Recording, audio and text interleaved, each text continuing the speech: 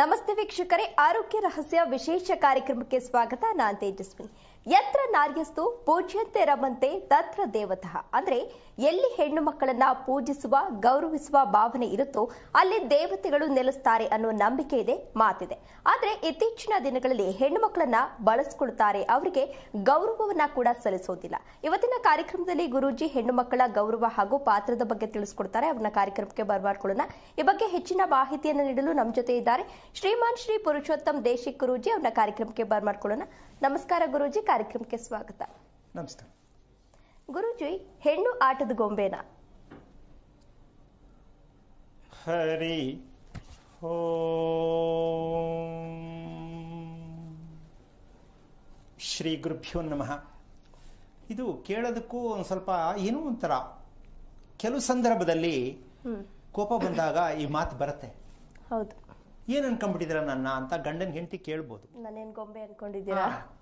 So ಅದಕ್ಕೆ ಇವತ್ತು ಹೆಣ್ಣು ಎಂದರೆ ಆಟದ ಬೊಂಬೆನಾ ಕ್ವಶನ್ ಮಾರ್ಕ್. ಹೌದು. ಅಂದ್ರೆ ಅವ್ರು ಹೆಂಗ್ ಕೀ ಕೊಡ್ತಾರೆ ಹಂಗೆಲ್ಲ ಟ್ರಸ್ಟ್ ಆಗ್ಬೇಕು ಅಲ್ವಾ? ಅದೇ ತಾನೇ ಹೆಣ್ಣು. ಸೊ ಹೆಣ್ಣಿಗೆ ಮಾತ್ರ ಇದು ಸೀಮಿತವಾಗಿರತಕ್ಕಂತಹ ಒಂದು ವಿಚಿತ್ರವಾದ ಒಂದು ಘೋರವಾದ ನರಕ. ಹುಟ್ಟಿದ ಮನೆಯಲ್ಲೂ ರಿಸ್ಟ್ರಿಕ್ಷನ್, ನೀನ್ ಹಿಂಗೆ ಇರ್ಬೇಕು, ಹಿಂಗೆ ಹೋಗ್ಬೇಡ, ಅಲ್ಲಿರ್ಬೇಡ, ಇದಿಡಬೇಡ, ಅದು ಮಾಡಬೇಡ. ಇಲ್ಲಿ ಹೋದ ಮನೇಲಿ ಹೋದ್ರು ಇನ್ನೂ 10 ಪಟ್ಟು ಜಾಸ್ತಿ. ಆದ್ರೆ ಇದೇನಾಗಿದೆ, ಹಣ ಕೊಟ್ಟು ದುಡ್ಡು ಕೊಟ್ಕೊಂಡಾಗ ಅದು ಬೊಂಬೆ ತಗೊಂಡಾಗ ಕೀ ಕೊಟ್ಟಿಗೆ ಹೆಂಗ್ ಬೇಕಂತ ತಿರುಗುತ್ತದು. ಹಾಗೆ ಹೆಣ್ಣು ಅಂದ್ರೆ ಒಂದು ಬೊಂಬೆ ಅಂತ ಕೆಲವೊಂದು ವಿಚಾರದಲ್ಲಿ ಕೆಲವೊಂದು ಸಂಬಂಧಗಳಲ್ಲಿ ಮಾತ್ರ ಬರುತ್ತೆ. ಯಾಕೆ ಆ ರೀತಿಯಾಗಿ ಆ ಹೆಣ್ಣು ಆ ಗೊಂಬೆ ರೀತಿಯಾಗಿ ಯಾಕೆ ಆಗಬೇಕು, ತಪ್ಪ್ಯಾರದ್ದು ಅಂತಕ್ಕಂಥ ಸತ್ಯವನ್ನ ತಿಳ್ಕೊಂಡಾಗ ಇದಕ್ಕೆ ಅರ್ಥ ಗೊತ್ತಾಗತ್ತೆ. ಗೊಂಬೆನ ಹೌದಾ ಅಲ್ವಾ? ಅಲ್ವಾ? ಸೊ ಹಾಗಾಗಿ ಹೆಣ್ಣನ್ನ ದೇವತೆಗೆ ಹೋಲಿಸ್ತಕ್ಕಂಥ ನಾವು ಗೊಂಬೆ ಮಾಡ್ಕೊಂಡಿದ್ದೀವಿ ಗೊತ್ತಿಲ್ಲದೆ ಅಂದಾಗ ಅದು ನಮ್ಮ ಮನೆಗೆ ಯಾವ ರೀತಿಯಾಗಿ ಲಕ್ಷ್ಮಿ ಆಗತ್ತೆ? ಆಗಲ್ಲ. ಇದಕ್ಕೆ ಒಂದು ಪದ ಬಳಸಬೇಕಾಗತ್ತೆ. ಪದ ನಿಧಾನವಾದ ಬಡತನ ಯಾವುದು ಅಂದ್ರೆ ಇದೇನೆ. ನಿಧಾನವಾದ ಬಡತನ ಎಂದರೆ ಏನು ಅಂದ್ರೆ ಸೊಸೆ ಬಂದ ಮನೆ ಬಡತನ ಪ್ರಾರಂಭ. ಹಂಗಂತ ನಿಮ್ ಮನೇಲಿ ಪಾಪ ಸೊಸೆ ಬಂದ್ರೆ ಸಡನ್ ಆಗಿ ತಿರ್ಕೊಂಡು ನೋಡ್ಬೇಡಿ ದಯವಿಟ್ಟು. ಹೆಣ್ಣು ಹೊಸ ಮನೆ ಪ್ರವೇಶ, ಹೊಸ ಮನೆ ಅಂದ್ರೆ ಕಟ್ಟಿದ ಮನೆ ಅಂತ ಅಲ್ಲ, ಮನೆ ತುಂಬಿಸ್ಕೋತಲ್ಲ ಮದುವೆ ಮಾಡ್ಕೊಂಡು. ಸೊಸೆಯಿಂದ ನಿಜವಾಗಿರ್ತಕ್ಕಂಥ ಸತ್ಯವನ್ನ ಹೇಳ್ಬೇಕಂದ್ರೆ ನಿಧಾನವಾದ ಬಡತನ ಪ್ರಾಪ್ತಿಯಾಗುವುದಕ್ಕೆ ಕಾರಣ ಸೊಸೆನಾ ಮನೆನಾ? ಸೊಸೆ ಅಲ್ಲ, ಸೊಸೆ ಮೇಲೆ ಹೇಳೋದು.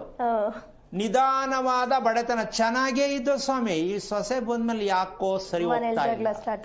ಈ ಪ್ರಶ್ನೆಗೆ ಉತ್ತರ ಸಿಕ್ಕಿಲ್ಲ. ಇವತ್ತು ಇದನ್ನ ವಿಸ್ತಾರ ಮಾಡಿ ಹೇಳ್ತೀನಿ, ಕೇಳಿಸ್ಕೊಳ್ಳಿ. ಸೊಸೆ ತಪ್ಪ, ಮನೆ ತಪ್ಪ, ಮದುವೆ ತಪ್ಪ, ಹೆಣ್ಣು ಹುಟ್ಟಿದ್ದೇ ತಪ್ಪ, ಈ ಸತ್ಯವನ್ನ ಅರ್ಥ ಮಾಡ್ಕೋಬೇಕು. ಇದು ಒಂದು ಭಾಗ ಸೊಸೆ ಓದದ್ದು. ಇನ್ನೊಂದು ಮಗು ಹುಟ್ಟತ್ತೆ, ಒಂದು ಹೆಣ್ಣು ಮಗು ಮನೆಯಲ್ಲೇ, ಅಲ್ಲಿ ನಿಧಾನವಾಗಿ ಶುರು ಆಗತ್ತೆ ಬಡತನ. ಯಾವುದದು ಅಂದ್ರೆ ಕೋರ್ಟ್ ಕೇಸು. ಕೋರ್ಟ್ ಕೇಸು ಮಗು ಹುಟ್ಟಿದ ಮೇಲೆ ತಂದೆ ತಾಯಿ ಮನೆಯಲ್ಲಿ ಕೋರ್ಟ್ ಕೇಸ್ ಶುರು.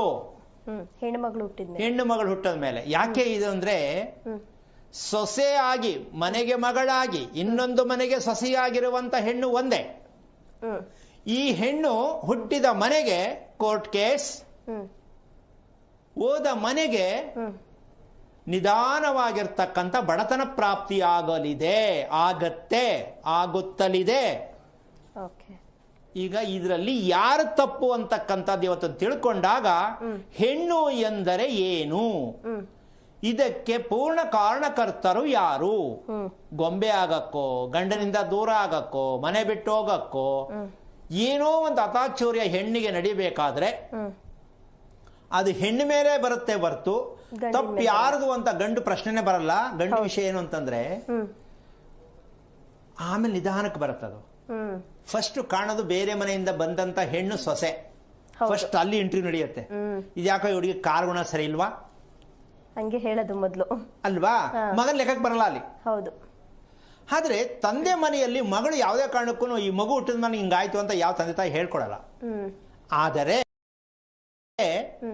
ಅಕಸ್ಮಾತ್ ಹೆಂಗೋ ನೆಮ್ಮದಿಯಾಗಿದ್ದೋ ಸ್ವಾಮಿ, ಮನೆ ಅಚ್ಚುಕಟ್ಟಾಗಿ ಕಟ್ಟದೆ ಚೆನ್ನಾಗೂ ಇದ್ದೆ, ಒಂದ್ ಹೆಣ್ಣು ಬಂತು ಮದುವೆ ಮಾಡ್ಬಿಡೋಣ, ಚೆನ್ನಾಗಿರೋ ಮನೆ ಸಂಬಂಧ ನೋಡಿ ಅಂತ ಅನ್ಕೊಂಡಿದ್ದೆ, ಕೋರ್ಟ್ ಕೇಸ್ ಬಿದ್ದ್ಬಿಟ್ಟು ನನಗೆ ಮದುವೆ ಮಾಡ್ಲಾ, ಅದಕ್ಕೆ ಹೋಗ್ಲಾ, ಕೋರ್ಟ್ಗೆ ಹೋಗ್ಲಾ ಅನ್ನೋ ಮಟ್ಟಕ್ಕೆ ಬಂದ್ಬಿಡತ್ತೆ. ಸೊ ಇದಿಷ್ಟು ನಡೀತಾ ಇರ್ತಕ್ಕಂಥ ಒಂದು ದೊಡ್ಡ ವಿಚಾರ.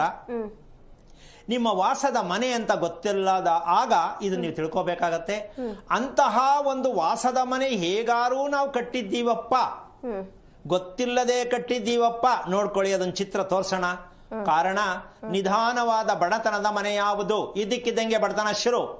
ಚೆನ್ನಾಗಿತ್ತು ಸ್ವಾಮಿ, ಈ ಮಗು ಹುಡ್ತು ಹಿಂಗಾಯ್ತು, ಈ ಸೊಸೆ ಬಂದ್ ಹಿಂಗಾಯ್ತು, ಅಳಿಯ ಬಂದ್ ಹಿಂಗಾಯ್ತು ಅಲ್ವಾ, ಹೌದು, ಏನೋ ಒಂದು ಆಸ್ತಿ ತಗೊಂಡೆ ಹಿಂಗಾಯ್ತು, ಅದಕ್ಕೆ ಕಾರಣ ಕೊಟ್ಟು ಮನೆಯಿಂದ ಆಗುತ್ತಲಿದೆ ಅಂತ ಗೊತ್ತಿಲ್ಲ.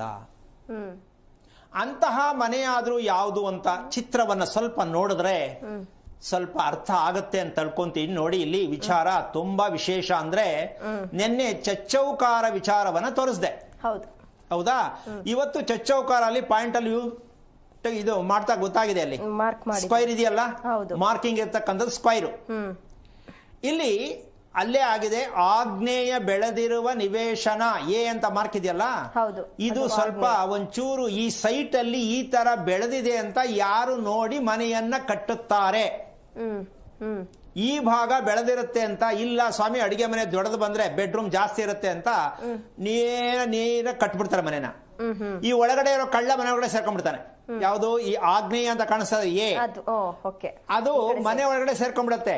ಈ ಮನೆ ಕಟ್ಟು ಅರ್ಜೆಂಟ್ ಅಲ್ಲಿ ದೊಡ್ಡದಾಗ ರೂಮ್ ಇರ್ಲಿ, ದೊಡ್ಡದಾಗ ಅಡಿಗೆ ಮನೆ ಇರ್ಲಿ, ಹಾಲ್ ಇರ್ಲಿ ಅನ್ಬಿಟ್ಟು ಸೇರ್ಸ್ಕೊಂಡ್ಬಿಡ್ತಾರೆ ಇವರು. ಈ ಸೇರಿಸ್ಕೊಂಡ ಮೇಲೆ ಏನೆಲ್ಲ ಆಗತ್ತೆ ಅಂದ್ರೆ ಈಗ ಹೇಳದ್ನಲ್ಲ, ನಿಧಾನವಾದ ಬಡತನ ಇಲ್ಲೇ ಶುರುವಾಗುತ್ತೆ. ಬಡತನ ಇಲ್ಲಿಂದ ಶುರುವಾಗುತ್ತೆ. ಈಗ ವಾಸದ ಮನೆಯಲ್ಲಿ ಬಡತನ ಪ್ರಾಪ್ತಿ ಆಗತ್ತೆ ಅಂತ ಯಾರು ಗೊತ್ತು? ಇನ್ನೊಂಚೂರು ಮುಂದೆ ಚಿತ್ರಕ್ಕೆ ಬರೋಣ. ಇದು ಇವರೇ ಮಾಡ್ಕೊಳ್ಳೋದು, ಅದು ಗೊತ್ತಿಲ್ಲದೆ ಸೇರ್ಕೊಳ್ಳೋದು ಕಳ್ಳ. ಇಲ್ಲಿ ಮುಂದ್ಗಡೆ ಏನಾರು ಒಂದು ಬಾತ್ರೂಮು, ಯಾರು ಗೆಸ್ಟ್ ಬಂದಾಗ ಇರ್ಲಿ ಅಂತ ಒಂದು ಟಾಯ್ಲೆಟ್, ಆ ಎ ಕಾಣಿಸ್ತಾ ಇತ್ತಲ್ಲ ಮುಂದೆ, ಅದ್ ಮುಂದೆ ಏನಾರು ಒಂದು ಹೆಚ್ಚಿಸ್ಕೊಂಡ್ಬಿಡೋದು. ಯಾಕೆಂದ್ರೆ ಮುಂದ್ಗಡೆ ಜಾಗ ವೇಸ್ಟ್ ಆಯ್ತು ಅಂದ್ಬಿಟ್ಟು ಅದ್ರ ಜೊತೆಗೆ ಸ್ಟೇರ್ ಕೇಸ್ ಹಾಕತ್ತಾರೆ. ಏನ್ ಹಾಕೋತಾರೆ? ಮೆಟ್ಲು. ಆ ಮುಂದ್ಗಡೆ ಇರೋ ಚಿತ್ರದಲ್ಲಿ ಇರ್ತಕ್ಕಂಥ ಜಾಗ ಬಳಸ್ಕೊಳ್ಳೋದು. ಸಾಮಾನ್ಯವಾಗಿ ತೂಕ ಇರೋ ಜಾಗ ಯಾವುದು ಅಂದ್ರೆ ಅದ್ ಯಾವನ್ ಮನೆ ಹಾಳು ಮಾಡೋನ್ ಹೇಳ್ಕೊಟ್ನೋ ಈ ವಿಚಾರನ ಗೊತ್ತಿಲ್ಲ. ತೂಕ ಎಲ್ಲ ಹಾಕಬೇಕು ಅಂದ್ರೆ ಅಡಿಗೆ ಮನೆ ಕಡೆ ಹಾಕ್ತಾರೆ. ಅದೇ ಈಗ ಇರೋ ಜಾಗ ಕೆಳಗಡೆ ಒಂದು ಬಾತ್ರೂಮ್ ಟಾಯ್ಲೆಟ್ ಹಾಕ್ಬಿಡೋದು, ಮುಗೀತು ಆ ಮನೆ ಕತೆ. ಯಾವಾಗ್ಲೂ ಸ್ಟೇಷನ್ ಕೋರ್ಟು ಅವ್ರದೇ ಇಲ್ಲದೆ ಇದ್ರು ಪಕ್ಕದ ಮನೆಯವರು ಹಾಕ್ತಾರೆ. ಜೀವನ ಪರ್ಯಂತ ಈಚೆ ಬರಕ್ಕಾಗಲ್ಲ ಅವರು. ಅದರಿಂದ ಮದುವೆ ಮಾಡಬೇಕು, ಇಲ್ಲಿ ಕೋರ್ಟ್ ತಂದು ಕಟ್ಟಬೇಕು, ಅದು ಮಾಡಬೇಕು, ಇದು ಮಾಡಬೇಕು, ಈ ರೀತಿ ರಗಳೆ ಇವರೇ ಕೈಯಾರ ಮಾಡ್ಕೊಳ್ಳೋದು. ಇದು ಕಾಣದೆ ಒಳಗೆ ಸೇರಿಸ್ಕೊಳ್ಳೋದು. ಈ ಇಬ್ರು ಕಳ್ಳರು ಪ್ರಪಂಚದಲ್ಲಿ ಇರ್ತಕ್ಕಂತಹ ಒಂದು ವಿಚಾರ ಏನಪ್ಪಾ ಅಂದ್ರೆ, ಮನೆಯ ಒಂದೊಂದು ಇಂಚು ಜಾಗ, ಮನೆಯನ್ನ ನಾವು ಕಟ್ಟುವಂತ 1 ಇಂಚು ಜಾಗ ಕೂಡ ನಮ್ಮನ್ನ ಪೂರ್ಣವಾಗಿ ನೇಣಗಂಬಕ್ಕೆ ನಿಲ್ಲಿಸುತ್ತೆ ಅನ್ನೋ ಪ್ರಜ್ಞೆ ನಮ್ ಜನಕ್ಕಿಲ್ಲ. ಈ ಸಣ್ಣ ಜಾಗಗಳು, ಸಣ್ಣ ವಿಚಾರಗಳು ಹೋಗ್ಬಿಟ್ಟು ನಮ್ಮ 500 ಕೇಳ್ದೆ, ದೇವಸ್ಥಾನದಲ್ಲಿ ಹೋಗಿ 500 ಕೇಳ್ದೆ, ಶಾಸ್ತ್ರ ಕೇಳ್ದೆ, ಏನಮ್ಮ ನಮ್ ಜನಕ್ಕೆ ಬುದ್ಧಿ ಬೇಡವಾ?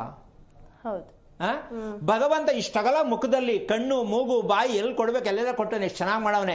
ಆ ಮನೆಗಳು ಕಟ್ಟಬೇಕಾದ್ರೆ ಯಾವ ಮೂಲೆ ನೋಡಂಗಿಲ್ಲ, ಏನಿಲ್ಲ. ಇಷ್ಟು ಸತ್ಯನ ಅರ್ಥ ಮಾಡ್ಕೊಂಡ್ರೆ ನೋಡಿದ್ರೆ ಗೊತ್ತಾಗತ್ತೆ. ಯಾಕೆ ಅಂದ್ರೆ ನಮ್ಮ ಜೀವನ, ಇಡೀ ಜೀವನ, ಕುಟುಂಬದ ಜೀವನ ಇಲ್ಲಿ ಎಷ್ಟ್ರ ಮಟ್ಟಕ್ಕಾಗತ್ತೆ ಅಂತಕ್ಕಂಥ ಲೆಕ್ಕಾಚಾರ ನಿಮ್ಗೆಲ್ಲ ಅರ್ಥ ಆಗಿದೆ ಅಂತ ಅನ್ಕೋತೀನಿ. ವಿಷಯಕ್ಕೆ ಬರೋಣ. ಓಕೆ ಗುರುಜಿ, ಒಬ್ರು ಕಾಲರ್ ರೆಡಿ ಇದ್ದಾರೆ, ಮಾತನಾಡ್ತಾ ಹೋಗೋಣ. ಬೆಂಗಳೂರಿಂದ ಮಂಜುಳಾ ಅಂತ. ನಮಸ್ತೆ ಮಾ. ಮಂಜುಳಾ ಅವರೇ ನಮಸ್ತೆ. ನಮಸ್ತೆ. ಸ್ವಲ್ಪ ಜೋರಾಗಿ ಮಾತಾಡಿ, ನಿಮ್ ಧ್ವನಿ ಕೇಳಿಸ್ತಾ ಇಲ್ಲ. ಹಲೋ, ನಿಮ್ ಧ್ವನಿ ಕೇಳಿಸ್ತಾ ಇಲ್ಲ. ಯಾರ ಬಗ್ಗೆ ಕೇಳ್ಬೇಕಿತ್ತು? ಮಗಳ ಬಗ್ಗೆ ಕೇಳ್ಬೇಕಿತ್ತು ಮೇಡಮ್. ಓಕೆ, ಅವ್ರ ನಕ್ಷತ್ರ ಹೇಳ್ತೀರಾ? ನಕ್ಷತ್ರ ಇದು ಪುನರ್ವಸು ನಕ್ಷತ್ರ. ಓಕೆ, ಗುರೂಜಿ ಇದ್ದಾರೆ, ಮಾತನಾಡಿ. ಹಲೋ, ನಮಸ್ತೆ ಗುರೂಜಿ. ನಾರಾಯಣ. ಯಾರು ಮಗಳ? ಮಗಳ ಬಗ್ಗೆ ಕೇಳ್ಬೇಕಿತ್ತು ಗುರೂಜಿ. ಎಷ್ಟು ವಯಸ್ಸು? ವಯಸ್ಸು 22. ಏನ್ ಮಾಡ್ತಿದ್ದಾಳೆ? ಚಿಲ್ಲರೆ ಅಂಗಡಿ ಇದೆ, ಅಂಗಡಿ ನೋಡ್ಕೊಂತಾಳೆ, ಮನೆಯಲ್ಲೇ ಇದ್ದಾಳೆ. ಈಗ ಏನ್ ಆಗ್ಬೇಕು ಅವಳ ಬಗ್ಗೆ? ಮದ್ವೆ ಬಗ್ಗೆ ಕೇಳ್ಬೇಕಾಗಿತ್ತು. ಈವರೆಗೂ ಪ್ರಯತ್ನ ಮಾಡಿಲ್ವಾ ಮದುವೆ ಮಾಡಕ್ಕೆ? ಈಗ ಮಾಡಿದೀವಿ ಸ್ವಾಮೀಜಿ, ಇಂಟರ್ವ್ಯೂಗಳು ಆಗ್ತಾ ಇದೆ. ಆ ಇಂಟರ್ವ್ಯೂನಲ್ಲಿ ಹೋಗಿದ್ದಾರೆ. ಇಂಟರ್ವ್ಯೂಗಳು ಆಗ್ತಾ ಇದೆ. ಆ ಇಂಟರ್ವ್ಯೂನಲ್ಲಿ ಹೋಗಿದ್ದಾರೆ. ಇಂಟರ್ವ್ಯೂನಲ್ಲಿ ಏನಾಗ್ತಾ ಇದೆ? ನಿಮ್ಗೆ ಪ್ಲಸ್ ಅವ್ರಿಗೆ ಪ್ಲಸ್ ಯಾವುದು? ಇವಾಗ ಅವ್ರು ಪ್ಲಸ್ ಮಾಡಿದ್ದಾರೆ, ನಾವು ಪ್ಲಸ್ ಮಾಡ್ಬೇಕು, ಹೋಗ್ ಬರ್ಬೇಕು ನಾವೊಂದ್ಸರಿ. ಯಾಕೆ ನೀವು ಪ್ಲಸ್ ಮಾಡಿಲ್ಲ? ಅದೇ ನಾವಿನ್ನೂ ಅವ್ರ ಮನೆ ಕಡೆ ಹೋಗಿ ನೋಡ್ಕೊಂಡ್ ಬಂದಿಲ್ಲ. ಮುಂದೆ ಮಗಳು ಹೆಂಗೆ ಏನು ಅಂತ ಕೇಳ್ಬೇಕಾಗಿತ್ತು ಗುರುಜಿ. ನೀವು ಚೌಲ್ಟ್ರಿ ಕರ್ಕೊಂಡು ಹೋಗಿ ನನ್ಗೆ ಫೋನ್ ಮಾಡ್ಲಿಲ್ವಲ್ಲ, ಅದು ಖುಷಿ. ಗುರುಜಿ ಚೌಟ್ರಿ ಕರ್ಕೊಂಡು ಹೋಗ್ಬಿಟ್ಟು ಇನ್ನೊಂದು 10 ನಿಮಿಷ ದಾರಿ ಇರೋ ಟೈಮಲ್ಲಿ ಗುರುಗಳೇ ಒಂಚೂರು ನೋಡ್ಬಿಡಿ ಹಂಗೆ ನಿಲ್ಲಿಸ್ಲಾ ಬೇಡವಾ ಅಂತ ಕೇಳಲಿಲ್ಲ ಅಂತ ಖುಷಿ ಆಗ್ತದೆ. ಹಂಗೆಲ್ಲ ಹೇಳ್ಬೇಡಿ ಗುರುಜಿ. ಇಲ್ಲ, ನಾನು ತುಂಬಾ ದಿನದಿಂದ ಪ್ರಯತ್ನ ಮಾಡ್ತಿದ್ದೀನಿ. ಯಾವ್ದು ಪ್ರಯತ್ನ? ಕೊರೆ ಸಿಕ್ಲಿ ಅಂತನಾ? ಅಂದ್ರೆ ಮಗಳ ಬಗ್ಗೆ ಜಾತಕ ಕೇಳ್ಬೇಕು ಅಂತಾನೆ ಪ್ರಯತ್ನ ಮಾಡ್ತೀನಿ. ಯಾವಾಗ ಕೇಳ್ಬೇಕಿತ್ತು? ಯಾವಾಗ ಕೇಳ್ಬೇಕಿತ್ತು ಜಾತಕನ ಮಗಳ ಬಗ್ಗೆ ಹೇಳಿ? ತುಂಬಾ ಒಂದು ವರ್ಷದ ಕೆಳಗಿಂದ ಕೇಳ್ಬೇಕಾಗಿತ್ತು ಗುರುಜಿ. ಮಗು ಹುಟ್ಟಿದ 23 ದಿನಕ್ಕೆ ಯಾವ ತಂದೆ ತಾಯಿ ಮಗು ಬಗ್ಗೆ ತಿಳ್ಕೊಳ್ಳಿಲ್ಲ, ಆ ಮಗುವನ್ನ ಅವರು ಜೀವಂತ ಕೊಲೆ ಮಾಡಿ. ಮಗು ಹುಟ್ಟಿದ 23 ದಿನಕ್ಕೆ ಮಗುವಿನ ಬಗ್ಗೆ ತಿಳ್ಕೊಳ್ಳಿಲ್ಲ ಅಂದ್ರೆ ನಿಜವಾದ ತಂದೆ ತಾಯಿಗಳೇ ಅಲ್ಲ. ಅವರಿಗೆ ತಂದೆ ತಾಯಿ ಅನ್ನೋ ಪಟ್ಟ ಹೇಳ್ಬೇಕಾಗಿಲ್ಲ. ಮಕ್ಕಳಿಗೆ ನಿಜವಾಗಿಯೂ ಹೇಳ್ತೀನಲ್ಲ, ಅವರಂತಹ ಒಂದು ತೊಂದರೆ ಕೊಡ್ತಕ್ಕಂಥ ಅಪ್ಪ ಅಮ್ಮ ಪ್ರಪಂಚದಲ್ಲಿ ಇನ್ಯಾರೂ ಇಲ್ಲ. ಯಾವ ಪುರುಷಾರ್ಥಕ್ಕೆ ಮದುವೆ ಮಾಡ್ಬೇಕ್ರಿ? 20-21 ವರ್ಷ ಆದ್ಮೇಲೆ ನೀವು ಈಗ ಕುಂಡ್ಲಿ ಹಿಡ್ಕೊಂಡು ಬ್ಯಾಟ್ರಿ ಹಿಡ್ಕೊಂಡು ಹುಡುಕಿದ್ರೆ ಏನ್ ಪ್ರಯೋಜನ? ಅದಕ್ಕೊಂದು ಸಣ್ಣ ಕ್ಲೂ ಕೊಡ್ತೀನಿ. ನೀವು ಮದುವೆ ಮಾಡಿ ತೊಂದರೆ ಇಲ್ಲ, ಒಂದು ಸಣ್ಣ ಕ್ಲೂ ಕೊಡ್ತೀನಿ. ಇಲ್ಲಿ ನಿಮ್ಮ ವಾಸದ ಮನೆ ಎಷ್ಟು ವರ್ಷದ್ದು? ವಾಸದ ಮನೆ 11 ವರ್ಷದ್ದು ಗುರುಜಿ. ಕಟ್ಸಿದ್ ನೀವೇನಾ? ಕಟ್ಸಿದ್ ನಾವೇ ಗುರುಜಿ. ಓಕೆ. ನಿಮ್ಮ ಯಜಮಾನ್ ಏನ್ ಮಾಡ್ತಾರೆ? ಅಂಗಡಿ ನೋಡ್ಕೊಂತಾರೆ ಗುರುಜಿ. ನಿಮ್ಮ ಹುಷಾರಿಲ್ಲ. ಯಾರಿಗೂ ಹುಷಾರಿಲ್ಲ? ನಮ್ಮ ಯಜಮಾನ್ರಿಗೆ ಗುರುಜಿ. ಯಾವಾಗಿಂದ? 3 ವರ್ಷದಿಂದ. ಓಕೆ. ಈಗ ಯಾಕೆ ಹುಷಾರಿಲ್ಲ ಅಂತ ತಿಳ್ಕೊಳ್ಳಿಲ್ವಾ ನೀವು? ಹೋಗಿ ಗುರುಜಿ, ಹಾಸ್ಪಿಟ್ಲಿಗೆಲ್ಲ ಹೋಗಿ ಹಾಸ್ಪಿಟ್ಲಲ್ಲಿ ನೀವು ಏನು ರೋಗಕ್ಕೆ, ಏನ್ ಕಾಯಿಲೆ ಬಗ್ಗೆ ಏನ್ ಕೊಡ್ಬೇಕು ಅಂತ ಕೇಳಕ್ ಇಸ್ಕೋತೀರಾ, ಮೆಡಿಸಿನ್ ಇಸ್ಕೋತೀರಾ ಅಷ್ಟೇ ಅಲ್ವಾ? ಹೌದು. ನಮ್ಮ ಯಜಮಾನ್ರಿಗೆ ಇದು ಏನಕ್ಕೆ ಬಂತು ಅಂತ ಕೇಳಕ್ ಆಗ್ಲಿಲ್ವಾ ಅಂತ ಕೇಳ್ತೀನಿ. ಕೇಳ್ದೆ ಗುರುಜಿ, ಎಲ್ಲರಿಗೂ ಕೇಳಿ. ಎಲ್ಲಾರ್ಗು ಅಂದ್ರೆ ಯಾರಿಗೆ? ನಮ್ಮ ಅದೇ ಇಲ್ಲಿ ಹಿಂಗೆ ಇರ್ತಾರಲ್ಲ ಗುರುಜಿ, ಹಳ್ಳಿ ಕಡೆ ನಾವ್ ಇರೋದಲ್ವಾ. ಅಲ್ಲ, ಹಳ್ಳಿ ಆಗ್ಲಿಮ್ಮ ಎಲ್ಲಾದ್ರೂ ಅಷ್ಟೇ. ಬ್ರಾಹ್ಮಣರು ಪುರೋಹಿತರಿಗೆ ಕೇಳಿದ್ವಿ ಗುರುಜಿ, ಯಾಕೆ ಹಿಂಗಾಗಿದೆ ಅಂದ್ರೆ, ನಿಮ್ಗೆ ಇದು ಏನೋ ಇದಿದೆ ಎಂತದು ಹೇಳಿದ್ರು ಸ್ವಾಮಿ ಗುರುಜಿ. ಅವರು ಸುಬ್ರಹ್ಮಣ್ಯ ಪೂಜೆ ಮಾಡ್ಬೇಕು ನೀವು ಅಂತ ಹೇಳಿದ್ರು. ಮಾಡ್ಸದ್ರಾ? ನಾವು ಒಂದ್ ಸುಬ್ರಹ್ಮಣ್ಯ ಪೂಜೆ ಅಂತ ಹೇಳಿ ಅಲ್ಲಿ ಕುಕ್ಕೆಗೆಲ್ಲ ಹೋಗಿ ಶಾಂತಿ ಮಾಡಿಸಿ ಎಲ್ಲ ಪೂಜೆ ಮಾಡಿದ್ವಿ ಗುರುಜಿ. ಸರಿ ಹೋಯ್ತಾ? ಇಲ್ಲ, ಸ್ವಲ್ಪ ಪರವಾಗಿಲ್ಲ ಅನ್ನಿಸ್ತು ಅಷ್ಟೇ. ಅಂದ್ರೆ ತುಂಬಾ ಆಗ್ತಿರ್ಲಿಲ್ಲ ಅವರಿಗೆ, ಸ್ವಲ್ಪ ಪರವಾಗಿಲ್ಲ ಅನ್ನಿಸ್ತು. ಒಂದ್ ವಿಷಯ ಏನಪ್ಪಾ ಅಂದ್ರೆ, ನೀವು ಯಾವ ಊರಲ್ಲಿ ಇರೋದು? ಆದಿವಲ ಅಂತ. ಎಲ್ಲಿ ಬರುತ್ತೆ ಇದು? ಅದು ಚಿತ್ರದುರ್ಗದಿಂದ ಮುಂದೆ. ಓಕೆ. ನಿಮ್ ಮನೆ ಕಾಂಪೌಂಡ್ ಇದೆಯಾ? ಇದೆ ಗುರುಜಿ. ಸುತ್ತ ಜಾಗ ಇದೆಯಾ? ಜಾಗ ಸುತ್ತೂ ಇದೆ. ನಿಮ್ಮ ಲೆಟ್ರಿನ್ ಫಿಟ್ ಹಾಕಿರ್ತಕ್ಕಂತದ್ದು ಗುರುತು ಗೊತ್ತಿದ್ಯಾ ಅಮ್ಮ? ಯಾವ ದಿಕ್ಕಿಗೆ ಫಿಟ್ ಹಾಕಿದೀರಾ ಅಂತ ಗೊತ್ತಿದೆ ಗುರುಜಿ. ಯಾವ ದಿಕ್ಕದು ಹೇಳಿ? ಪಶ್ಚಿಮ ದಿಕ್ಕು. ಪಶ್ಚಿಮದಲ್ಲಿ ಯಾವುದು ಅಂದ್ರೆ ಸ್ನಾನದ ಮನೆನಾ, ಬೆಡ್ರೂಮ್ ಕಡೆಗ? ಇಲ್ಲ, ಸ್ನಾನದ ಮನೆ ಕಡೆ. ಅಲ್ವಾ? ಎಷ್ಟು ಅಡಿ ಆಳ ತೆಗೆದಿದೆ ಗೊತ್ತಾ? ಅದು 8 ಅಡಿ ಆಳ ಇದೆ ಗುರುಜಿ. ನೋಡಿ, ನಿಮ್ಮ ಮನೆಯಲ್ಲಿ ಮಾತ್ರೆಯನ್ನ ಕಾಲು ಸೊಂಟಕ್ಕೆ ಸಂಬಂಧಪಟ್ಟಂತ ಸಮಸ್ಯೆ, ಸ್ವಾಧೀನ ತಪ್ಪದಂಗಾಗೋದು, ಜೂಮ್ ಹಿಡಿಯೋದು, ನೋವು ಬರೋದು ಯಾರಿಗೆ ಮನೆಯಲ್ಲಿ? ನಮ್ಮ ಯಜಮಾನ್ರಿಗೆ ಜಾಸ್ತಿ ಬರುತ್ತೆ ಗುರುಜಿ. ಈಗ ನಿಮ್ಮ ಯಜಮಾನ್ರು ಪನಿಷ್ಮೆಂಟ್ ಅದೇನೆ. ನಿಮ್ಮ ಯಜಮಾನ್ ಅನುಭವಿಸ್ತಾ ಇರೋದು ಅದೇನೆ. ಜೊತೆಗೆ ನೀವು ಮದುವೆ ಮಾಡಕ್ ಹೊಟ್ಟಿರ್ತಕ್ಕಂಥ ಮಗಳಿಗೂ ಆ ಸಮಸ್ಯೆ ಇದೆ. ರಾತ್ರಿ ಮಲ್ಕೊಂಡು ಬೆಳಿಗ್ಗೆ ಕಾಲು ನಂದೆ ಐತಾ ಇಲ್ವಾ ಅಂತ ಮುಟ್ಟೋಡ್ಕೊಂಡೆ ಬೆಡ್ಡಿಂದ ಹೇಳ್ಬೇಕು. ಹೌದು ಗುರುಜಿ, ಕಾಲು ನೋವು ಅಂತಿರ್ತಾಳೆ. ಮದುವೆ ಯಾಕೆ ಮಾಡ್ತಾ ಇದ್ದೀರಾ? ಮತ್ತೆ ಏನಾಗ್ಬೇಕು ಹುಡುಗಿ? ಏನಮ್ಮ ಇಷ್ಟು ಅನ್ಯಾಯನ ಮಾಡ್ತಾ ಇರೋದು ನೀವು? ಗಂಡ ಒಂದ್ ಕಡೆ ಮಲಗಿದ್ದಾರೆ, ಮಗಳು ಅರ್ಧಂಬರ್ಧ ಆಗಿದ್ದಾಳೆ, ಈಗ ಮದುವೆ ಮಾಡಿ ತಳ್ಳಿಬಿಟ್ರೆ ಹುಡುಗಿ ಏನಾಗ್ಬೇಕು? ಸರಿ ಏನಮ್ಮ ಇದು ತಾಯಿ? ಹೇಳಿ. ಸೋಮಾರಿತನ ಅಂತ ಹೇಳ್ಬೋದಾ, ಜವಾಬ್ದಾರಿ ಅಂತ ಹೇಳ್ಬೋದಾ ತಂದೆ ತಾಯಿಗಳು ಮಾಡೋ ಕೆಲಸ? ಮದುವೆ ಮಾಡಕ್ಕೆ ಮಕ್ಕಳನ್ನ ಆಚೆ ಕಳ್ಸಕ್ ನೋಡ್ತೀರಿ ಹೊರ್ತು, ಮನೆಯಲ್ಲಿ ಆ ಮಗಳನ್ನ ಅಟ್ಲೀಸ್ಟ್ ಕೊನೆ ಪಕ್ಷ ನೆಮ್ಮದಿಯಾಗಿ ದಾರೆ ಎರಿಯೋಣ ಅಂತ ಪ್ರಜ್ಞೆ ಯಾವ ತಂದೆ ತಾಯಿಗೆ ಇಲ್ವಾ? ಅಂತಹ ನತದೃಷ್ಟಿ ಹೆಣ್ಣು ಮಕ್ಕಳ ಈ ಭೂಮಿಯಲ್ಲಿ ಹುಟ್ಟಿರ್ತಕ್ಕಂಥದ್ದು ನಿಮ್ಗೆ ಒಳ್ಳೇದಾಗತ್ತಾ ಯೋಚನೆ ಮಾಡಿ. ಮನೆಗೆ ಶಾಪ ತಟ್ಟತ್ತೆ. ಇದೆಲ್ಲ ತಿಳ್ಕೊಳ್ಳದೆ ಮದುವೆ ಮಾಡಕ್ಕೆ ಹೊರಟಿದ್ದೀನಿ, ಇಂಟರ್ವ್ಯೂ ನಡೀತಾ ಇದೆ. ಏನು ಇಂಟರ್ವ್ಯೂ ನಡೆಯೋದು? ಯಾರಿಗೆ ಇಂಟರ್ವ್ಯೂ ಮಾಡ್ತೀರಾ? ನಿಮ್ಮ ಮನೆಯಲ್ಲೇ ನಿಮ್ಮ ಮಗಳಿಗೆ ನಿಮ್ಮ ಕುಟುಂಬಕ್ಕೆ ಇಂಟರ್ವ್ಯೂ ಆಗಿಲ್ಲ, ನೀವೇನು ತಿಳ್ಕೊಂಡಿಲ್ಲ. ಇನ್ನೊಂದು ಮನೆಗೆ ನೀವು ಇಂಟರ್ವ್ಯೂ ಮಾಡಕ್ಕೆ ನೀವು ಯಾರು? ಮನೆ ನೋಡ್ತೀವಿ, ಎಷ್ಟು ಫ್ಲೋರ್ ಐತೆ, ಹಿಂದ್ಗಡೆ ಜಾಗ ಎಷ್ಟೈತೆ.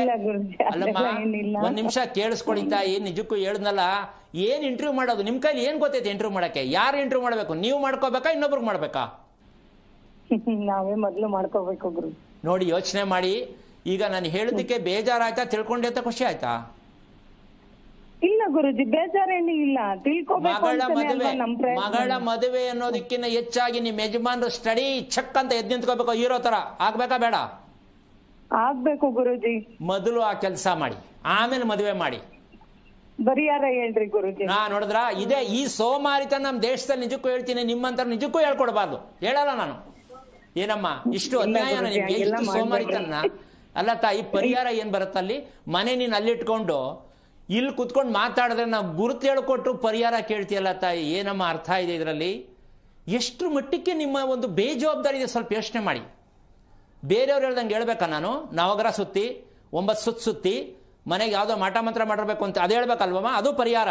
ಇದು ನಿಮ್ಮ ಜನಗಳಿಗೆ ಬೇಕಾಗಿದೆ. ಇದು ನಮ್ಮ ದೇಶದಲ್ಲಿ ಏನು ಹಣೆ ಬರ ಬಂದಿದೆಯೋ ಗೊತ್ತಿಲ್ಲ. ಸತ್ಯ ಹೇಳಿದ್ರು ಅರ್ಥ ಮಾಡ್ಕೊಳ್ಳೋಕೆ ಜನಕ್ಕೆ ಕೃತಜ್ಞತೆ ಇಲ್ಲ. ಪರಿಹಾರ ಹೇಳಿ ಅಂತ ಕೂತಲ್ಲೇ ಕೇಳ್ತೀರಾ. 10 ರೂಪಾಯಿ ಖರ್ಚು ಮಾಡಬಾರ್ದು, ಯಾರನ್ನು ನೋಡಬಾರ್ದು, ಹುಡುಕೊಂಡು ಹೋಗಬಾರ್ದು, ಶ್ರಮ ಬೀಳಬಾರ್ದು. ಹೆಂಗಮ್ಮ ಒಳ್ಳೇದಾಗತ್ತೆ? ಈ ತರ ಮಾಡೇ ನಮ್ಮ ಜನಗಳು ನೆಮ್ಮದಿಯಿಂದ ಇರ್ಲಿಕ್ಕೆ ಸಾಧ್ಯ ಇಲ್ಲ. ಈ ಸೋಮಾರಿತನವನ್ನ, ಬೇಜವಾಬ್ದಾರಿತನ ಬಿಟ್ಟು ಶರಣಾಗತಿಯಾಗಿ ಎಲ್ಲಿದೆಯೋ ಅಲ್ಲಿ ಹೋಗಿ ಕೇಳೋದಕ್ಕೆ ಪ್ರಯತ್ನ ಮಾಡಿದ್ರೆ ಮಾತ್ರ. ಇಲ್ಲ ಅಂದ್ರೆ ಅದಕ್ಕೆ ನಾನು ಪರಿಹಾರ ಹೇಳ್ತಕ್ಕಂಥ ಕಾರ್ಯಕ್ರಮ ಅಲ್ವೇ ಅಲ್ಲ. ಇದು ಶಾಸ್ತ್ರ ಹೇಳೋ ಕಾರ್ಯಕ್ರಮ ಅಲ್ವೇ ಅಲ್ಲ. ದಿನ ಹೇಳ್ತೀನಿ, ಆದರೂ ನೀವು ಕೇಳ್ತೀರಾ ಅಂದ್ರೆ ಮೊದಲು ಇದನ್ನ ಪ್ರಯತ್ನ ಮಾಡಿ. ಇಷ್ಟು ಸಿಕ್ತಲ್ಲ, ನಮ್ಮ ಯಜಮಾನರು ಚೆನ್ನಾಗಾಗ್ತಾರೆ ಅಂತ ಹೇಳಿದ್ರಲ್ಲ ಅಂತ ನೀವು ಪ್ರಯತ್ನ ಮಾಡಲಿಲ್ಲ, ಮತ್ತೆ ಕೆಳಗಡೆ ಇಳಿತಾ ಇದ್ರೆ ಸ್ವಲ್ಪ ಯೋಚನೆ ಮಾಡಿ.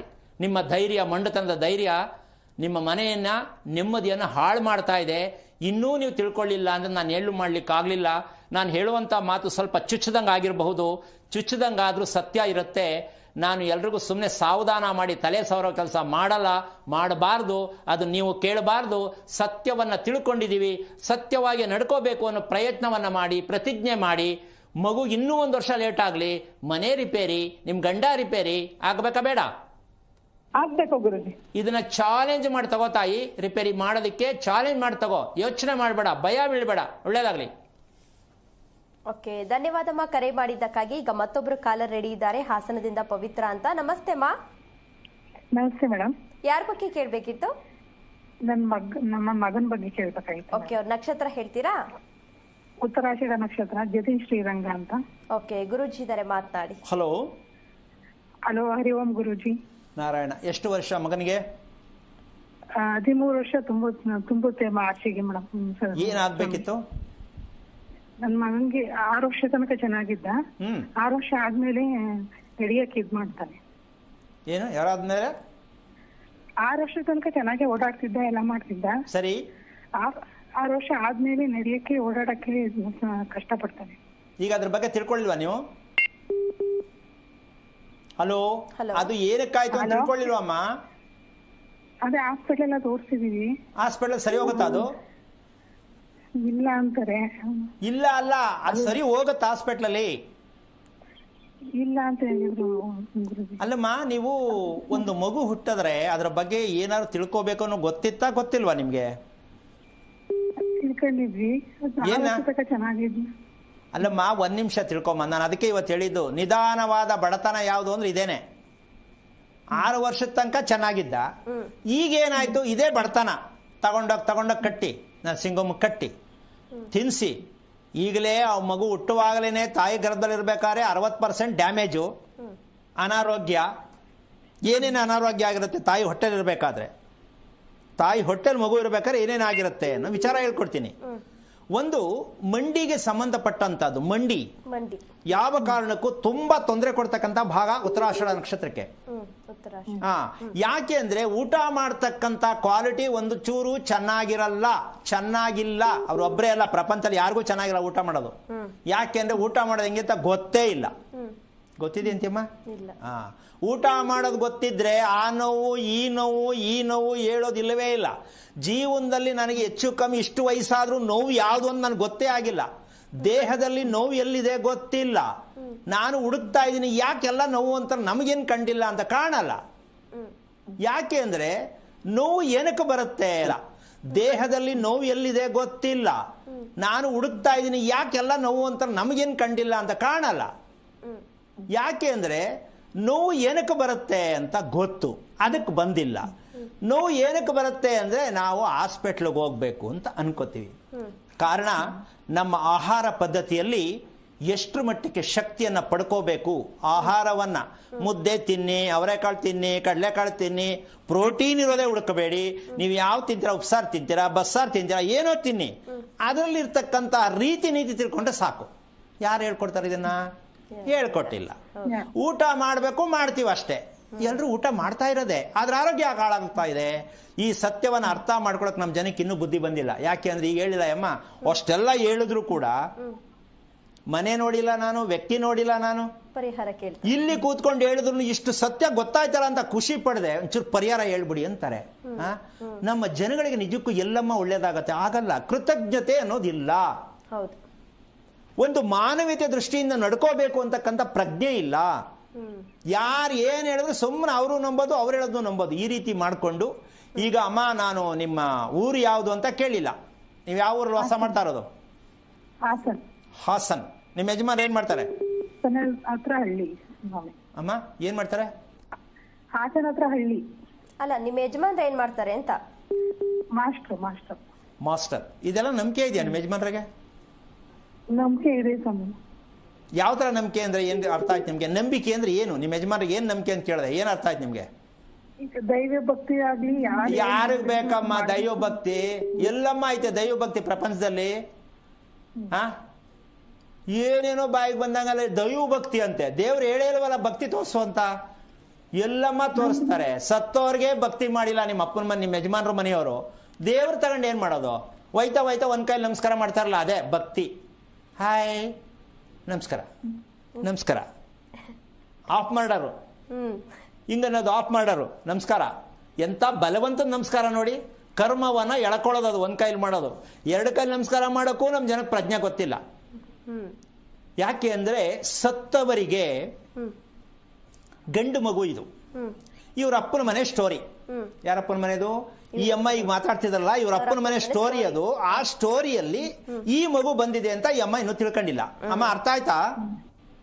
ಗೊತ್ತಾಯ್ತು. ಸ್ವಲ್ಪ ಯೋಚನೆ ಮಾಡಿ. ನಿಮ್ ಜೊತೆ ಒಡ ಹುಟ್ಟಿದ ಅಣ್ಣ ತಮ್ಮ, ನಿಮಗೆ ಜನ್ಮ ಕೊಟ್ಟ ತಂದೆ ಎಷ್ಟು ಮಟ್ಟಕ್ಕೆ ಅನುಭವಿಸ್ತಿದ್ದಾರೆ. ಈ ಸತ್ಯವನ್ನ ಇನ್ನೂ ನೀನು ಅರ್ಥ ಮಾಡ್ಕೊಳ್ಳದೆ ನನ್ನ ಮಗ 6 ವರ್ಷ ಕಂಡು ಚೆನ್ನಾಗಿದ್ದ. ಯಾಕೆ ಅಂದ್ರೆ ನಿಮ್ಮ ಗಂಡನ ಮನೆ ಪ್ಲಸ್ ನಿಮ್ಮ ಅಪ್ಪನ ಮನೆ, ಎರಡೂ ಮನೆಯಲ್ಲೂ ಕೂಡ ಯಾರಿಗೂ ಏನು ಮಾಡಿಲ್ಲ, ಗೊತ್ತಿಲ್ಲ. ನಾವು ಮಾಡುವುದೇ ಹೀಗೆ, ನಾವಿರುವುದೇ ಹೀಗೆ ಎನ್ನುವ ಮಂಡತನದ ಎರಡೂ ಕುಟುಂಬಗಳು ಅಂತ ನಾನು ಹೇಳ್ತೀನಿ. ಏನ್ ಹೇಳ್ತೀಯಮ್ಮ? ಹೌದು. ಈಗ ತಪ್ಪ್ಯಾರ್ದು? ನಮ್ದೇ ತಪ್ಪು. ಯಾಕೆ ಬೇಕಿತ್ತು? ಅಲ್ಲಮ್ಮ, 13 ವರ್ಷದ ಮಗ ಆಗಿ ಗಂಡು ಮಗು ಹುಟ್ಟಿದೆ. ಮಗು ಬಗ್ಗೆ ಕುಟುಂಬದಲ್ಲಿ ಬಂದಿರುವಂತ ಸಮಸ್ಯೆಗಳು, ಕುಟುಂಬದಲ್ಲಿರುವ ರೋಗಗಳು, ಕುಟುಂಬದಲ್ಲಿರುವ ದುರ್ವ್ಯವಹಾರಗಳು, ಇವೆಲ್ಲವೂ ಕುಟುಂಬದಲ್ಲಿರ್ತಕ್ಕಂಥ ಸಮಸ್ಯೆಯನ್ನ ನಮ್ಮ ಹೊಟ್ಟೆಯಲ್ಲಿ ಹುಟ್ಟೋ ಮಗು ತರುತ್ತೆ ಅನ್ನೋದು ಗೊತ್ತಿತ್ತಾ ಇಲ್ವಾ ಅಮ್ಮ? ಏನ್ ಕತೆ ಕೇಳಿಸ್ಕೊತಿದ್ಯಾ ತಾಯಿ? ಇಲ್ಲ, ಕೇಳಿಸ್ತಿಲ್ಲ. ಒಂದು ಮಗು ಹುಟ್ಟಿದ್ರೆ ನಮ್ಮಪ್ಪನ ಮನೇಲಿ ಏನೇನ್ ಸಮಸ್ಯೆಗಳು, ಏನೇನ್ ರೋಗಗಳಿತ್ತು, ನನ್ನ ಗಂಡನ ಮನೇಲಿ ಏನೇನ್ ಸಮಸ್ಯೆಗಳಿತ್ತು, ಏನೇನ್ ರೋಗಗಳಿತ್ತು, ಇದು ಮಗು ತರುತ್ತೆ ಅಂತ ಗೊತ್ತಿತ್ತಾ ಇಲ್ವಾ? ಅದೇ ನೀವ್ ಹೇಳ್ತಿರೋದು ನೋಡಿ ಗೊತ್ತಾಗ್ತಿದೆ. ಈಗ ಗೊತ್ತಾಗಿ ಏನ್ ಪ್ರಯೋಜನ? 13 ವರ್ಷ ಬೆಳೆದ ಹುಡುಗ ಪಾಪ ಅಲ್ಲಮ್ಮ. ಅವನಿಗೆ ಉಸಿರಾಟದ ಬಗ್ಗೆ ಒಂದು ಸ್ವಲ್ಪನೂ ಕೂಡ ಕ್ವಾಲಿಟಿ ಇಲ್ಲ. ಅವನು ಕಣ್ಣುರಿ, ಕಣ್ಣು ನವೆ ಯಾವಾಗ ಹೇಳ್ತಾನೆ? ಉಸಿರಾಟದ ತೊಂದರೆ ಐತೆ ಗೊತ್ತಾಯ್ತು. ಅಲ್ಲಮ್ಮ, ಆದ್ರೂ ಆ ಮಗುನ ಹಂಗೆ ಎಳ್ಕೊಂಡು ಹೋಯ್ತಿಲ್ಲ ತಾಯಿ. ಹೋಗ್ಲಿ, ಕಣ್ಣು ಉಜ್ಜೋದು, ನವೆ, ಉರಿ ಯಾವಾಗ ಹೇಳ್ತಾನೆ? ಹಂಗೇನಿಲ್ಲ, ಕಾಲ್ ನೋವು, ಅವನಿಗೆ ನಡೆಯಕ್ಕೆ. ಕೇಳಮ್ಮ, ನಿಮ್ ಮಗನ್ನ ಕೇಳು. ಅವನು ಸುಮ್ನೆ ಕೂತಿದಾಗ ಕಣ್ಣಿಗೆ ಕೈ ಹಾಕ್ತಾನೆ, ನೋಡಿದ್ಯಾ ತಾಯಿ? ಹೋಗ್ಲಿ, ಏನಮ್ಮ ತಾಯಿ ಅನಿಸ್ಕೊಂಡಮ್ಮ. ನಾನ್ ಕೂತ್ಕೊಂಡು ಇಲ್ಲಿ ಹೇಳ್ತೀನಿ ನಿನ್ ಮಗ ಏನ್ ಮಾಡ್ತಾನೆ ಅಂತ. ನೀನ್ ತಾಯಿ ಆಗಿದ್ಕೊಂಡು ಗೊತ್ತಿಲ್ಲ ಅಂದ್ರೆ ಏನ್ ಹೇಳೋಣ? ಯೋಚನೆ ಮಾಡಿ. ಇದಕ್ಕೆ ಬಾಲಾರಿಷ್ಟ ದೋಷ ಅಂತಾರೆ. ಕಾಲಾದಿಷ್ಟ. ಜೀವನ ಪರ್ಯಂತ ಹೋಗಲ್ಲ ಇದು. ಹ್ಮ್ ಇದಕ್ಕೆ ರಿಪೇರಿ ಔಷಧಿ ಅಲ್ಲ, ಹ್ಮ್ ಇದಕ್ಕೆ ರಿಪೇರಿ ಪೂಜೆ ಅಲ್ಲ, ಹ್ಮ್ ಇದಕ್ಕೆ ರಿಪೇರಿ ಉಸಿರಾಟ. ಉಸಿರಾಟ. ಈಗ ತಂದೆ ತಾಯಿಗೆ ನಾನು ಚಾಲೆಂಜ್ ಮಾಡಿ ಹೇಳ್ತೀನಿ, ಹ್ಮ್ ಯಾವ ತಂದೆ ತಾಯಿಗೆ ಮಕ್ಕಳಿಗೆ ಉಸಿರಾಟ ಸರಿಗಿದೆ ಸರಿಗಿಲ್ಲ ಅಂತ ಯಾವ ಅಪ್ಪ ಅಮ್ಮನಿಗೆ ಏನಾದ್ರು ಸಾಬೀತಾಗಿರೋ ಇಲ್ಲಿವರೆಗೂ ತೋರಿಸೋಣ. ಯಾವುದೇ ತಂದೆ ತಾಯಿ ಹೆಣ್ಣು ಮಗು ಆಗಲಿ ಗಂಡು ಮಗು ಆಗಲಿ ಹುಟ್ಟಿದ ಪ್ರತಿ ಮಗುವಿಗೂ ಉಸಿರಾಟದ ಸಮಸ್ಯೆಯಲ್ಲೇ ಮಗು ಹುಟ್ಟೋದು. ಪ್ರತಿ ಮಗು ಸಮಸ್ಯೆ ಅಂದ್ರೆ ಏನು, ಉಸಿರಾಟ ಕಾಯ್ತಾ ಇಲ್ಲ ಅನ್ನೋದಲ್ಲ. ಮಗುವನ್ನ ತಗೊಂಡ ಮೇಲೆ ಈ ಪ್ರಪಂಚಕ್ಕೆ ಪಾದಾರ್ಪಣೆ ಮಾಡಿ ಮಗು ಬರುತ್ತಲ್ಲ, ಆ ದಿನದಿಂದಾನೇ ತಂದೆ ತಾಯಿ ಮಾಡ್ಬೇಕಾದ ಕೆಲಸ ಏನು ಅಂದ್ರೆ ಮಗುವಿನ ಉಸಿರಾಟ ಕರೆಕ್ಟ್ ಆಗಿದೆಯಾ ಅಂತ ಕಂಡಿಡ್ತಕ್ಕಂಥದ್ದು ಒಂದು. ಎರಡನೇದು, ಆ ಉಸಿರಾಟವನ್ನ ಅಭಿವೃದ್ಧಿ ಮಾಡಬೇಕಾಗಿರೋದು ತಂದೆ ತಾಯಿಗಳ ಕರ್ತವ್ಯ. ಇಲ್ಲಿ ಎರಡೂ ಕಡೆ ರಿಪೇರಿ ಆಯ್ತಾ ಇಲ್ಲ. ಹೌದು. ಮಗು ಕಣ್ಬಿಡ್ತಾ ಇರ್ತದೆ, ಹೌದಾ, ಓ ಮಗು ಚೆನ್ನಾಗದೆ ಅಷ್ಟೇ, ಕಣ್ಬಿಡ್ತಿರ್ತದಲ್ಲ ಅಷ್ಟೇ, ಮಗು ಚೆನ್ನಾಗೈತೆ ಆರೋಗ್ಯವಾಗಿದೆ ಅಂತ ಅನ್ಕೋತಾರೆ. ಯಾವುದೇ ಮಗು ಯಾರದೇ ಹೊಟ್ಟೆಯಲ್ಲಿ ಹುಟ್ಟಲಿ ಯಾವುದೇ ಮಗುವಿಗೆ ಉಸಿರಾಟ ಪ್ರಜ್ಞೆ ಇರಲ್ಲ. ಮಗು ಅಲ್ವೇನಮ್ಮ ಅದು. ಹೌದು. ಈಗ ಅದನ್ನ ಆ ಉಸಿರಾಟವನ್ನು ವೃದ್ಧಿ ಮಾಡ್ತಕ್ಕಂಥದ್ದೇ ಮಗುವಿಗೆ ಮಾಡುವ ಪೋಷಣೆ. ಏನದು ಉಸಿರಾಟವನ್ನು ವೃದ್ಧಿ ಮಾಡುವುದು ಅಂದ್ರೆ ಏನು ಅಮ್ಮ ಗೊತ್ತೇನಮ್ಮ? ಉಸಿರಾಟವನ್ನ ಮಗುವಿಗೆ ಜಾಸ್ತಿ ಮಾಡುವ ವಿಧಾನ ಅಂದ್ರೆ ಸರಿಪಡಿಸುವ ವಿಧಾನ ಗೊತ್ತಾ ತಾಯಿ? ಹಲೋ, ಮಗುವಿಗೆ ಉಸಿರಾಟವನ್ನ ರಿಪೇರಿ ಮಾಡುವುದು ಗೊತ್ತಿದೆಯಾ? ಪ್ರಾಣಾಯಾಮ ಅಂತ ಅಲ್ಲಮ್ಮ, ಆ ಮಗು ಪ್ರಾಣಾಯಾಮ ಮಾಡಿಸ್ತಾರ? ಎಲ್ಲಿ ಹೋಗ್ತಿದ್ಯಮ್ಮ ತಾಯಿ? ಹುಟ್ಟಿದ ಮಗುವಿಗೆ 1 ವರ್ಷದವರೆಗೂ ಮಗುವಿನ ಉಸಿರಾಟವನ್ನ ರಿಪೇರಿ ಮಾಡ್ತಕ್ಕಂಥ ತಂದೆ ತಾಯಿಗಳು ನಿಜವಾಗ್ಲೂ ತಿಳಿದಿದೆಯಾ? ನಿನ್ ಗೊತ್ತಾ ಇಲ್ವಾ ಹೇಳು? ಇದನ್ನ ಮಗುವಿಗೆ ಪ್ರತಿದಿನ ಮಾಡ್ತಕ್ಕಂಥ ಎಣ್ಣೆ ಸ್ನಾನದಲ್ಲಿ ಆ ಮಗುವಿನ ಬೆನ್ನಿನ ಭಾಗವನ್ನ ರಿಪೇರಿ ಮಾಡ್ತಕ್ಕಂಥ ಯಾವ ತಂದೆ ತಾಯಿ ಪುಣ್ಯ ಮಾಡಿರೋ ಮಗು ಇರುತ್ತೋ, ಇದು ಮಾಡಿಸ್ಕೊಳಕ್ ಮಗು ಪುಣ್ಯ ಮಾಡಿರ್ಬೇಕು. ಎಣ್ಣೆ ಸ್ನಾನ ಇದನ್ನ ಯಾವ ಕಾರಣಕ್ಕೂ ಅಪ್ರಾಣೆ ನಡೀತಾ ಇಲ್ಲ. ಶೋಪೀಸ್ ಶೋರೂಮ್ ಇಂದ ತರ್ತಾರಲ್ಲಮ್ಮ, ಹಂಗೆ ಮಗುನ ಶೋರೂಮ್ ಇಂದ ತಂದಂಗೆ ಶೋಪೀಸ್ ಮಾಡ್ಕೊಂಡು ಬೆಳೆಸ್ತಾರೆ. ದೊಡ್ಡವರಾದ್ಮೇಲೆ ಎಣ್ಣೆ ಸ್ನಾನನ ಇಲ್ಲ. ಮದುವೆಲಿ ಒಂದ್ಸಲ, ಕೊನೆಯಲ್ಲಿ ಹೋಗುವಾಗ ಒಂದ್ಸಲ ಅಷ್ಟೇ. ಜೀವನದಲ್ಲಿ 2 ಸಲ ಎಣ್ಣೆ ಸ್ನಾನ ಆಗೋದು, ಹೆಣ್ಗಾಗ್ಲಿ ಗಂಡ್ಗಾಗ್ಲಿ. ಅದು ಎಲ್ಲರೂ ಮಾಡಲ್ಲ. ಸತ್ತ ದಿನ ಎಣ್ಣೆ ಸ್ನಾನ ನಡೆಯುತ್ತೆ, ಕೊನೆಗೆ ಹಾಕ್ಬಿಡಿ ಅಂತ. ಇಂಥ ನಾವು ಅಜ್ಞಾನತ್ವದಲ್ಲಿದ್ದೀವಿ. ಇನ್ನೊಂದು, ಅಪ್ಪಿ ತಪ್ಪಿ ಮದುವೆ ಮಾಡುವಾಗ ಬಲವಂತಕ್ಕೆ ಮಾಡ್ತಾರಲ್ಲ ಮದುವೆ, ಅವತ್ತು ಎಣ್ಣೆ ಸ್ನಾನ ಮುಗೀತು. ಇಲ್ಲಿ ಧರ್ಮದಲ್ಲಿ ಏನ್ ಹೇಳುತ್ತೆ, ಪ್ರತಿದಿನ ದೇಹಕ್ಕೆ ಯಾರು ಎಣ್ಣೆಯನ್ನ ರಿಪೇರಿಯನ್ನ ಮಾಡ್ತಕ್ಕಂಥ ವಿಚಾರವನ್ನ ಮಾಡ್ತಾರೋ, ಯಾರಮ್ಮ ದಿನ ಎಣ್ಣೆಯಲ್ಲಿ ಹೆಚ್ಕೊಂಡು ಸ್ನಾನ ಮಾಡೋದು? ಯಾರು ಮಾಡಲ್ಲ. ಹಂಗಿದ್ದ ಮೇಲೆ ಎಷ್ಟು ಚೆನ್ನಾಗಿರ್ತೀರ ಸ್ವಲ್ಪ ನೋಡ್ಕೊಳ್ಳಿ. ಈ ತರ ವಿಚಾರ ಒಂದೊಂದು ಹೇಳ್ತಾ ಹೋದ್ರೆ 3 ವರ್ಷ ಕಾರ್ಯಕ್ರಮ ಮಾಡ್ತೀನಿ. ಒಂದು ಮಗುವಿಗೆ, ಹುಟ್ಟಿದ ಮಗುವಿಗೆ ಯಾವುದೇ ತಂದೆ ತಾಯಿಗಳು ಯಾವ ರೀತಿ ಮಗುವನ್ನ ಸಿದ್ಧತೆ ಮಾಡಬೇಕು ಅನ್ನೋ ಸತ್ಯ ಏನಾದ್ರು ತಿಳ್ಕೊಳ್ತೀವಿ ಅನ್ನೋದಾದ್ರೆ 3 ವರ್ಷ ಕಾರ್ಯಕ್ರಮ ಆಗತ್ತೆ. ಮಗುವಿನ ಬೆಳವಣಿಗೆ 1 ವರ್ಷದ ಒಳಗಡೆ ತಂದೆ ತಾಯಿಗಳು ಏನೆಲ್ಲ ಆಚರಣೆ ತರಬೇಕು, ಆ ಮಗುವಿನ ಆಯಸ್ಸನ್ನ ಕೇಳುವಂತ ಅಪ್ಪ ಅಮ್ಮಂದಿರು ಏನ್ ಮಾಡ್ಬೇಕು, ಉಸಿರಾಟವನ್ನ ರಿಪೇರಿ ಮಾಡ್ಬೇಕು ಮೊದಲು. ಇವ್ರು ಕೇಳೋದೇನಂದ್ರೆ ನಮ್ಮ ಮಗನಿಗೆ ಆಯಸ್ಸು ತುಂಬಾ ಇದ್ದದ ನೋಡಿ ಅಂತಾರೆ. ಆ ಕಿತ್ತೋಗಿರೋರು ಚೆನ್ನಾಗದೆ 100 ವರ್ಷ ಅಂತ ಹೇಳ್ತಾರೆ. ಅವನು ಸುಳ್ಳು, ಇವ್ರಿಗೇನು ಗೊತ್ತಿಲ್ಲ. ಅವ್ನು ಹೇಳೋನು ಸುಳ್ಳು. ಪರಮಾಯಸ್ಸು 80 ಅಂತಾನೆ. 8 ತಿಂಗಳು ಹೋಗ್ಬಿಡುತ್ತೆ ಮಗು ಅದು. ಅದು ಈ ತರ ವಿಚಿತ್ರವಾದ ವಿಚಾರಗಳನ್ನ ನಮ್ಮ ಜನಕ್ಕೆ ಯಾಕೆ ಅರ್ಥ ಆಗ್ತಾ ಇಲ್ಲ?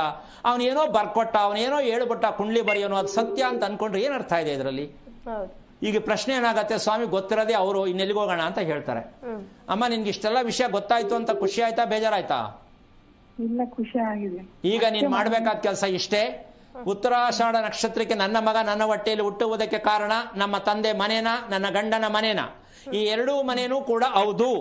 ಇದರಲ್ಲಿ ಏನೆಲ್ಲ ಆಗಿದೆ, ಏನೆಲ್ಲ ಮಾಡಬೇಕಿತ್ತು, ಇದನ್ನ ತಿಳ್ಕೊಳ್ಳೋ ಪ್ರಯತ್ನ ಮಾಡು. ಆಟೋಮೆಟಿಕ್ ಆಗಿ ನಿಮ್ಮ ವಾಸದ ಮನೆ ಜೊತೆಗೆ ನಿಮ್ಮ ಕುಟುಂಬ ಎಲ್ಲವೂ ಕೂಡ ರಿಪೇರಿ ಆಗತ್ತೆ. ಅನ್ಯಾಯ ಮಗು ಭವಿಷ್ಯವನ್ನು ಹಾಳು ಮಾಡಬೇಡಿ. ಏನೂ ಆಗಿಲ್ಲ ಮಗುಗೆ. ಇನ್ ಸ್ವಲ್ಪ ನಿಮ್ಮ ಹಳ್ಳಿ ಕಡೆ ಏನ್ ಮಾಡ್ತಾರೆ ಅಂದ್ರೆ, ಯಾರೋ ಮಾಡಿಸಿಟ್ಬಿಟ್ಟವ್ರೆ, ನೀರ್ಮನಲ್ಲಿ ಇಟ್ಟವ್ರೆ, ಟಾಯ್ಲೆಟ್ ಅಲ್ಲಿ ಇಟ್ಟವ್ರೆ, ಇದು ಬೇರೆ ಮಾಡಿ ದುಡ್ಡು ಕಿತ್ಕೋತಾರೆ, ಜೋಪಾನ ದುಡ್ಡು ಕಳ್ಕತ್ತೀರ. ಆಮೇಲೆ ಯಾರು ಟೈಮ್ ಚೆನ್ನಾಗಿಲ್ಲ ಅಂತ ಪೂಜೆ ಮಾಡಿಸ್ತಾರೆ. ಹಿಂಗೆ ಜೀವನ ಎಲ್ಲ ದುಡ್ಡು ಕೊಟ್ಟು ಕೊಟ್ಟು ಕೊಟ್ಟು ಸಾಲಗಾರರಾಗಿ ನಿಂತಿರ್ತೀರ. ಈ ಸತ್ಯ ಹೊರಗೆ ಬರಬೇಕಂದ್ರೆ ಸತ್ಯ ಉತ್ತರಾಷಾಢ ನಕ್ಷತ್ರಕ್ಕೆ ಕಾರಣ ಏನು ಅಂತ